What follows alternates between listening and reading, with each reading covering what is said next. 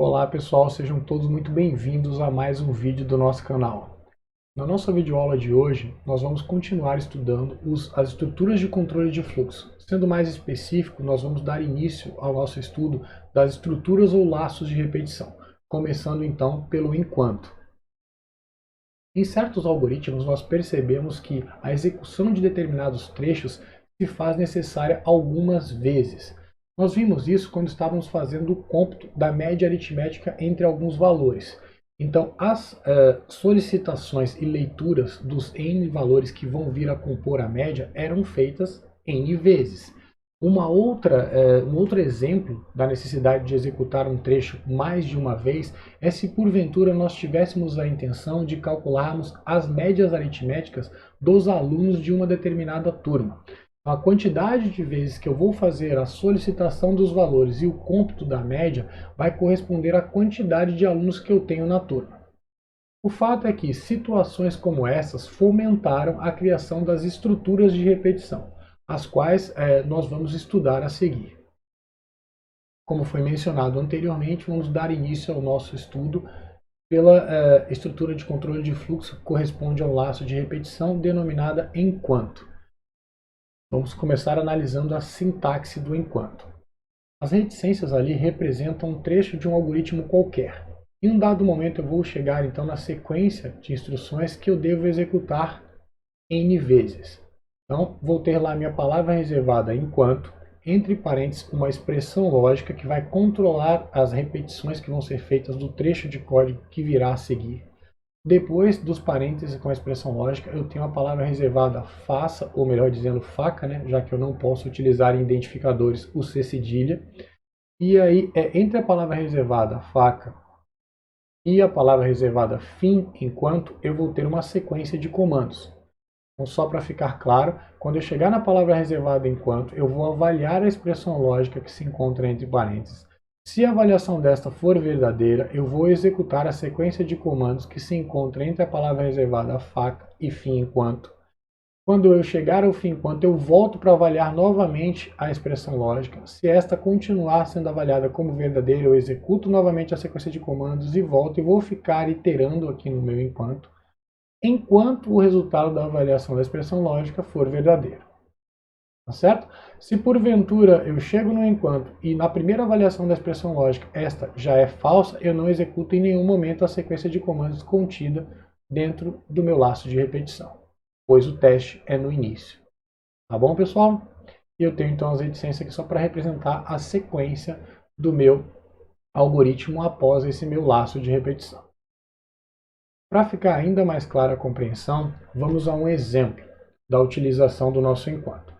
Então, o pseudocódigo e os fluxogramas a seguir representam algoritmos que escrevem na saída padrão os números inteiros contidos no intervalo fechado de 1 a 10. Vamos então agora começar visualizando o pseudocódigo de um algoritmo que vai apresentar na saída padrão os valores contidos no intervalo fechado de 1 a 10.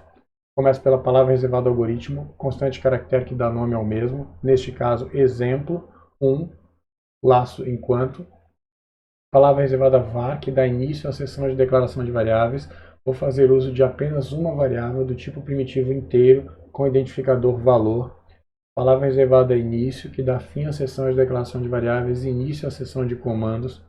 Primeiro comando que eu vou ter é um comando de atribuição. Então eu vou atribuir o valor inicial para a minha variável valor. Eu vou atribuir o valor 1 para esta variável. Agora então eu vou fazer uso do meu laço de repetição. Então palavra reservada enquanto, entre parênteses expressão lógica que controla, né, o meu número de iterações do laço. Minha expressão lógica vai ser valor menor ou igual a 10. Palavra reservada faca. Eu vou ler esse faca como se fosse o faça, já que eu não tenho um faça ali por conta das limitações para a construção de identificadores, mas para dar sentido. Ou seja, no momento que eu chegar aqui vai ser enquanto valor menor ou igual a 10, faça. Aí eu vou executar a sequência de comandos que vai vir a seguir. Notem aqui a indentação, né, facilitando a legibilidade do meu algoritmo. Então tem um escreval.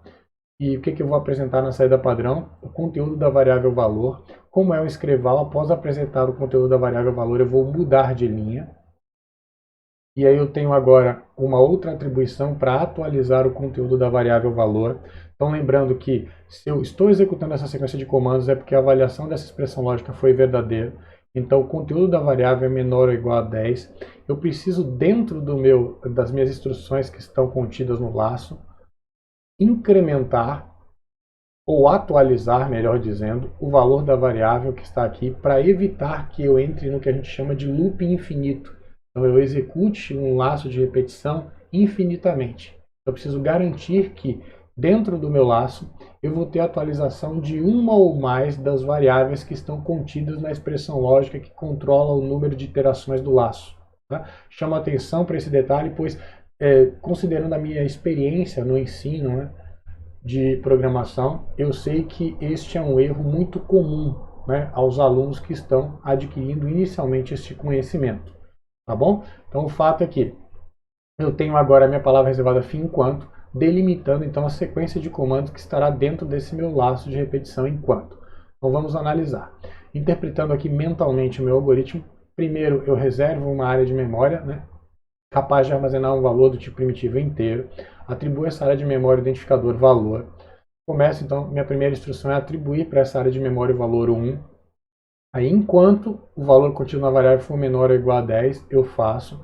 No caso, o valor que eu atribuí inicialmente é 1. 1 é menor ou igual a 10, entro no laço.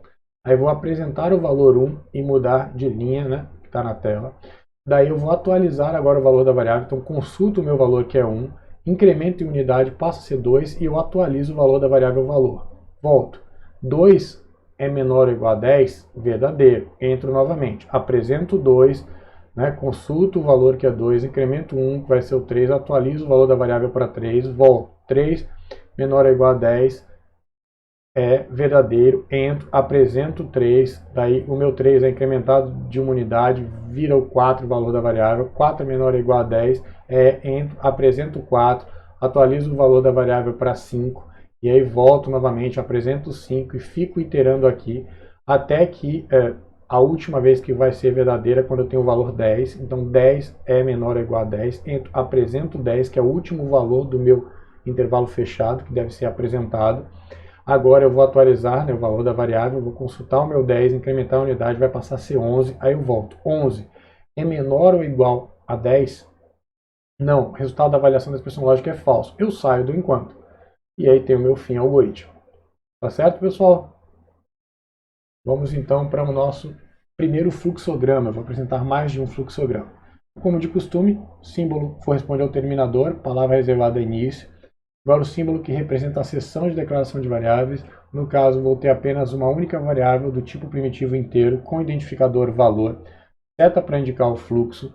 Agora então eu tenho, né, o símbolo que representa a operação de atribuição, então vou atribuir o valor 1 para minha variável valor, seta para indicar o fluxo. Agora eu vou ter um losango para representar, né, a minha verificação que eu tenho inicial no meu laço de repetição, seta para indicar o fluxo. A expressão lógica que vai controlar o número de iterações no meu laço é valor menor ou igual a 10. A avaliação dessa expressão pode resultar em verdadeiro ou falso. Se a avaliação for verdadeira, o que eu vou fazer? Aqui é só para deixar claro, né, que eu não apresentei um símbolo que representa o escreval. Então o que eu estou fazendo? Eu estou apresentando o valor e explicitamente dando um espaço. Tá certo? Só para ficar claro o que vai acontecer. Então tem um seta para indicar o fluxo. Então eu vou apresentar o valor que eu tenho na variável, o valor inicial no caso é 1, e eu dou um espaço. Tá certo, pessoal? Então só estou fazendo essa ressalva, já que eu não apresentei um símbolo que corresponde ao escreval. Então tem um símbolo que efetivamente, a priori, vai corresponder apenas ao escreva. Tá? Então só essa ressalva. O fato é que apresentei o valor, aí o que eu preciso fazer agora? Atualizar, né, o conteúdo da variável valor. Então tenho aqui, né, a consulta do valor, que inicialmente era 1, incremento unidade, vira 2, atualizo o valor da variável. Tenho aqui a seta para indicar o fluxo. Aqui o detalhe, né, o que eu acho que o fluxograma contribui para uma compreensão adequada do que acontece. Aí notem, eu ponho a seta agora aqui, né, que indica o fluxo. Então eu vou voltar para o início da avaliação que eu faço no meu losango. Tá certo? E uma vez que a avaliação da expressão seja falsa, eu sigo aqui e finalizo a execução do meu algoritmo. Tá certo? Então é nesse ponto que eu acho crucial a contribuição feita por parte da utilização do fluxograma. Então fica bem evidente o que acontece no laço de repetição. Só para a gente reforçar, né? Reservei a área de memória para uma variável do tipo inteiro, identificador valor, aí eu atribuí o valor 1 inicialmente, venho para cá agora e verifico se o conteúdo da variável valor é menor ou igual a 10. Se for verdadeiro, sigo, apresento o valor e apresento um espaço. Depois atualizo o conteúdo da variável valor, incrementando uma unidade, né? E aí eu volto aqui para fazer o teste novamente. Só saio quando o resultado da avaliação for falso. Quando for verdadeiro, eu fico iterando aqui. Então acho que o fluxograma deixa bem claro o processo de funcionamento do laço de repetição. Tá? Um outro detalhe que eu percebo que é um fator que dificulta a compreensão adequada é que muitos alunos ficam presos em qual vai ser a expressão lógica. Eu tenho várias possibilidades. Por exemplo, poderia ter a expressão lógica que substituiria esse valor menor ou igual a 10 por essa daqui. Ó. Então poderia ser valor menor que 11. Vai atender perfeitamente. Então tem um outro exemplo aqui de fluxograma. Para deixar ainda mais claro o que eu quero dizer, né? Professor, mas como é que eu vou construir minha expressão lógica que vai controlar a iteração do laço? Como que eu faço a atualização do valor? Vou apresentar um fluxograma alternativo, para deixar bem claro isso que eu estou tentando explicar para vocês. Então vamos lá. Terminador início, símbolo que representa a seção de declaração de variáveis. Também vou fazer uso de uma única variável do tipo inteiro, com identificador valor, seta para indicar o fluxo. Tenho agora, então, minha atribuição do valor inicial. Então notem que esse fluxograma também vai apresentar um algoritmo que visa, né, exibir na saída padrão os valores contidos no intervalo fechado de 1 a 10. Mas notem que eu estou inicializando a variável valor com o valor 10. Seta para indicar o fluxo. Aí tenho agora meu losango aqui, né, que vai representar o início da minha estrutura de controle de fluxo, que representa um laço de repetição enquanto. Seta para indicar o fluxo. Então notem agora que a minha expressão lógica é valor maior que zero. Tá? O resultado da avaliação da expressão lógica pode ser verdadeiro ou falso. Se for verdadeiro, aí nota, eu já começo atualizando a minha variável que está presente na expressão lógica que controla a minha iteração. Bom, decremento unidade. Então lembrando, o valor inicial era 10, então quando eu chegar aqui, o valor da variável vai passar a ser 9, né? Já que o meu 10 é maior que zero, então eu entro, vai dar verdadeiro, venho aqui e atualizo. O valor vai passar a conter 9. Aí o que eu faço? Eu vou apresentar na saída padrão, ó, o resultado da avaliação dessa expressão, que é a constante 10 menos valor. Então lembrando que o valor que eu tenho agora é 9, então 10 menos 9 é 1. Vou apresentar o primeiro valor do meu intervalo, a seta indicando o fluxo, né? Depois dou um espaço. Aí agora ó, eu tenho uma seta que indica que eu devo voltar para testar novamente a minha expressão lógica. Então volto para o meu losango. Então tá lá. Lembrando que o valor que eu tenho é 9. 9 é maior que 0, entro, atualizo o valor da variável, vai passar a ser 8. Aí eu venho agora e avalio. 10 menos 8, 2. Apresento o 2 na saída em um espaço. Volto para verificar. O valor tem agora o quê? 8. Aí é verdadeiro ainda, né? 8 é maior que 0. Venho para cá, atualizo. Vira 7. E aí eu venho agora e apresento, né, na saída padrão 10 menos 7. Vai corresponder a 3. Apresento um espaço. E aí volto novamente para testar. Tá certo? Então só para deixar claro que o último valor que eu vou ter aqui, né, já que eu estou decrementando, que vai ser superior a 0, vai ser o valor 1. Então vamos ver o que vai acontecer quando for 1. Então 1. Aí eu venho aqui e atualizo. Vai ser 1 menos 1, 0. O valor da variável passar a ser 0. 10 menos 0, 10. Apresento o último valor do intervalo, dou um espaço, volto. Aí agora eu vou ter o que aqui? 0 em valor. 0 é maior que 0? Falso. Aí eu venho e finalizo a execução do meu algoritmo. Tá certo, pessoal? Vamos para mais um exemplo da utilização do nosso laço de repetição enquanto. Dada uma reta AX mais C igual a 0 e 5 pontos, faça um algoritmo para calcular para cada ponto o seguinte. Se o ponto estiver no primeiro quadrante, calcule e informe a distância do ponto à reta. Caso contrário, escreva uma mensagem informando que o ponto não pertence ao primeiro quadrante. Vamos começar então apresentando a solução por meio de um pseudocódigo. Palavra reservada ao algoritmo, constante caractere que dá nome ao algoritmo, no caso, exemplo 2, né, hífen laço enquanto. Palavra reservada a var, que dá início à seção de declaração de variáveis. Então, no caso, eu vou fazer uso de 5 variáveis do tipo primitivo real, com identificadores respectivamente a, b, c, x, y, mais uma variável do tipo primitivo inteiro, desta vez com identificador contador. Palavra reservada a início, que dá fim à seção de declaração de variáveis e início à seção de comandos. Primeiro comando que eu vou ter é uma operação de atribuição para estabelecer um valor inicial para a minha variável contador. Então, no caso, vou atribuir o valor 1 como valor inicial dessa variável. Na sequência, tem um escreval, né? Então, vou apresentar na saída padrão a constante caractere equação da reta, dois pontos, ax mais by mais c igual a zero. Escreval, então, eu mudo de linha. Aí, agora, com o meu novo escrevo, apresento na linha de baixo a constante caractere coeficiente A da reta igual, então estou solicitando ao usuário que forneça o valor do coeficiente A da reta. Faço a leitura do valor através do comando leia e armazeno na variável A. Com mais um escrevo, então apresento agora ao usuário a solicitação do coeficiente B da reta. Faço a leitura do valor fornecido pelo usuário através do teclado e armazeno na variável B. Solicito agora com o novo escrevo ao usuário que forneça o valor do coeficiente C da reta. Faço a leitura do valor fornecido, armazeno na variável C. Agora eu vou ter então o meu laço de repetição enquanto. A minha expressão lógica que vai controlar o número de iterações é contador menor ou igual a 5. Então, lembrando que o valor inicial era 1, então inicialmente a avaliação vai ser verdadeira, eu vou entrar no laço. Vou ter minha palavra reservada a faca aqui, né? Eu estou lendo como faça para facilitar a compreensão do que ocorre. Tenho agora então aqui, ó, lembre a indentação para facilitar a legibilidade do algoritmo. Então tem um escreval aqui, onde eu informo coordenadas do ponto. Aí eu personalizo, lembrando que o valor inicial é 1, então vai aparecer coordenadas do ponto 1, dois pontos, para dar a entender ao usuário, né, quais coordenadas ele vai fornecer. Então com escrevo agora eu solicito que o usuário forneça a coordenada x do ponto, leio o valor fornecido para a variável x.